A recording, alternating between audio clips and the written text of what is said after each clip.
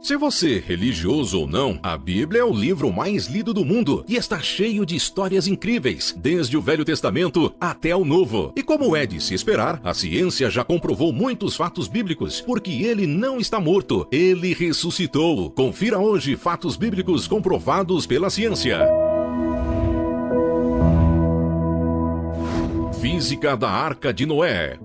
Em 2014, 4 alunos de física da Universidade de Leicester confirmaram a viabilidade da Arca de Noé. Eles começaram uma pesquisa sobre a possibilidade da arca flutuar enquanto carregava um par de cada espécie de animal, analisando de acordo com a física o passo a passo das instruções encontradas na Bíblia. Eles converteram os cúbitos, medida utilizada na Bíblia, para centímetros, determinando que um do primeiro correspondia a 48 do segundo. Seguindo esta linha, a arca teria 145 metros de comprimento, 24 metros de largura e 14 metros de altura. Noé também foi instruído a construir a arca com madeira de gopher, cuja densidade é parecida com a do cipestre, utilizada pelos estudantes para realizar os cálculos. E chegaram à conclusão que a arca vazia teria um peso de 1.200.000 quilos. E para flutuar, a densidade da embarcação teria que ser menor do que a da água. Então, a arca poderia suportar até 51 milhões de quilos, o suficiente para transportar todas as espécies sem afundar. Reservatório de Siloé.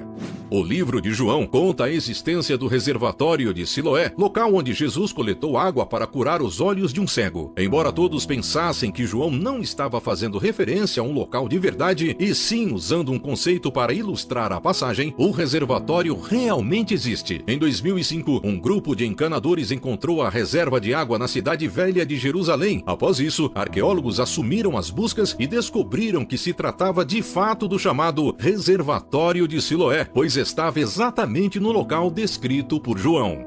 Parede do rei Salomão. Segundo o primeiro livro dos reis no Antigo Testamento, há o relato de que o rei Salomão ordenou a construção de uma muralha em Jerusalém. Em 2010, arqueólogos da Universidade Hebraica de Jerusalém encontraram partes de uma grande muralha. Segundo a arqueóloga Eilat Mazar, os restos da muralha do século X a.C. poderiam confirmar a descrição bíblica da época do rei. A muralha possuía 70 metros de comprimento e 6 metros de altura, e além dela havia também uma guarita de segurança e uma torre, que foram encontradas em um local chamado de Ofel, entre a chamada cidade de Davi e a parte sul do Monte do Templo Judaico. Torre de Babel. Em Gênesis 11, vemos a história da Torre de Babel, que foi construída pelos descendentes de Noé, que queriam eternizar seus nomes e também tinham intenção de alcançar os céus. Contudo, a atitude de soberba foi repreendida por Deus e, como castigo, confundiu-lhes as línguas faladas pela terra, sendo essa uma das explicações para as várias línguas faladas pelo mundo. Em um novo estudo sobre uma pedra encontrada na antiga Babilônia, atual Iraque, há cerca de um século, pode comprovar a existência da Torre de Babel. Segundo o professor da Universidade de Londres, Andrew George, no objeto encontrado, há um desenho de uma torre com degraus e uma pessoa segurando uma lança e usando um chapéu de cone. Abaixo, há um texto que diz Zigurate, que significa monumento em forma de pirâmide, ou Templo da Babilônia. A pedra do século 6 a.C., para o especialista, mostra a primeira imagem real da Torre de Babel, evidenciando as 7 camadas da estrutura, além de identificar um homem por trás de sua construção, o imperador Nabucodonosor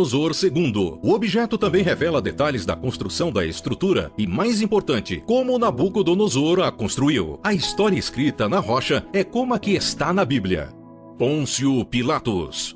Pôncio Pilatos foi o governador romano que ordenou a morte de Jesus segundo o Evangelho. Em 1961, os arqueólogos liderados pelo Dr. Antônio Frova descobriram em Cesareia Marítima, uma cidade romana antiga ao longo da costa mediterrânea de Israel, um fragmento de pedra calcária na qual foi gravada uma inscrição com o nome de Pôncio Pilatos. A placa de 82 centímetros de largura e 68 centímetros de altura, que pode ser encontrada atualmente no Museu de Israel em Jerusalém, foi escrita em latim e colocada em uma das escadas do anfiteatro de Cesareia. A inscrição diz o seguinte: Pôncio Pilatos, prefeito da Judeia, dedicou ao povo de Cesareia um templo em honra a Tibério. A informação descrita coincide com o reinado do imperador Tibério entre os anos 14 e 37 d.C.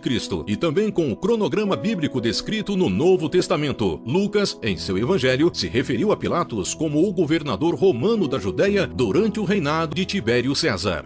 A Cidade da Primavera.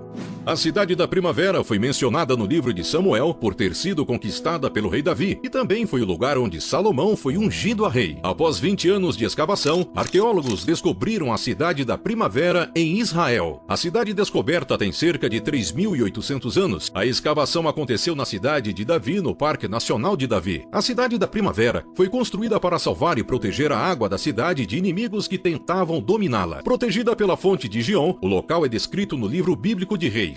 Lá, Salomão foi ungido rei pelo sacerdote Zadok, por ordem de seu pai Davi. A cidade da Primavera é a maior fortaleza cananeia que ainda resiste ao tempo. Os arqueólogos da Autoridade de Antiguidades de Israel acreditam também que é a maior fortaleza conhecida que existe antes do reinado de Herodes. Travessia do Mar Vermelho. Agora indo para o livro de Êxodo, nas Escrituras conta a história de Moisés que, para libertar o povo hebreu, recebeu de Deus a incumbência de tirá-los do Egito, e na fuga se depararam com o Mar Vermelho. O relato bíblico afirma que as águas do mar se dividiram em dois, após Moisés estender sua vara sobre as águas. Dessa forma, os israelitas puderam atravessar o mar, enquanto os soldados do faraó ficaram pelo caminho. Segundo pesquisas feitas pelo cientista Carl Drills, ele fez uma simulação reconstituindo as localidades mais prováveis da separação das águas do Mar Vermelho, levando em consideração as alterações do relevo ao longo dos anos. Para que de fato pudessem cruzar o Mar Vermelho, o vento precisaria atingir uma velocidade de 95 km por hora, criando uma ponte terrestre temporária. Em matéria da BBC sobre o assunto, é lembrado também o episódio de um tsunami ocorrido em 1994, nas Filipinas, na ilha de Mindoro, em que uma testemunha relatou ter visto o mar se abrir. O tremor teria aberto uma grande rachadura no fundo de um lago localizado a 1,5 km da costa. A testemunha disse ter visto a água do lago escorrer como uma cachoeira, sendo tragada até revelar o fundo. Dessa forma, cientistas afirmam ser geologicamente possível ocorrer uma abertura no mar. Agora uma curiosidade extra do nosso vídeo. Todo mundo sabe que Jesus morreu na cruz, mas uma coisa que pouca gente sabe é que toda cruz era feita sob medida para a pessoa que ia morrer nela. Antes de Jesus ser crucificado, ele foi colocado na de Barrabás para ser julgado pelo povo. Eles podiam escolher quem seria crucificado e escolheram libertar Barrabás, que era um assassino. E a palavra diz que quando Jesus foi crucificado, ele estava com um braço preso, e quando foram prender o outro, esticaram tanto que deslocaram o seu braço, porque a cruz era muito grande. Logo, não tinha sido feita sob medida para Jesus. Então, a cruz era de Barrabás. E a curiosidade fica ainda maior quando vemos o significado do nome de Barrabás. Barrabás significa filho do Abba, e Abba significa pai. E nós somos filhos do Abba, nós somos filhos do pai. Então, aquela cruz foi feita sob medida para mim e para você. Mas Jesus tomou a nossa cruz e morreu em nosso lugar para que um dia tivéssemos a salvação. Até nos detalhes da história tem a assinatura do amor de Jesus. Então, pegue sua cruz e siga-o. Se você gostou do vídeo, deixe seu like, se inscreva e ative o sininho para mais vídeos do tema. Deus o abençoe e até a próxima!